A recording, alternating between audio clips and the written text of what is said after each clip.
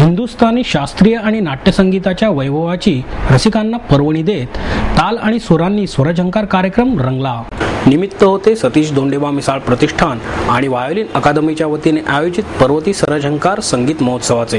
प्रसिद्ध गायक राहुल देशपांडे, मंजुषा कुलकर्णी यांचे जादुई स्वर आणि जगप्रसिद्ध तालवादक आनंदन शिरोमणी, पंडित अतुलकुमार उपाध्ये, पंडित मुकेश जाधव आणि पंडित अतुल रनिंगा यांनी आपल्या कला सादरीकरणाने रसिकांना कलेच्या अलौकिक सामर्थ्याचे दर्शन घडवले।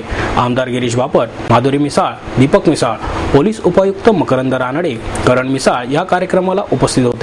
सहज नेत्रभिडे सहज मोह पडे या नाट्यपदाने मंजुषा कुलकर्णी यांनी संगीत मैफिलीला शुभारंभ केला।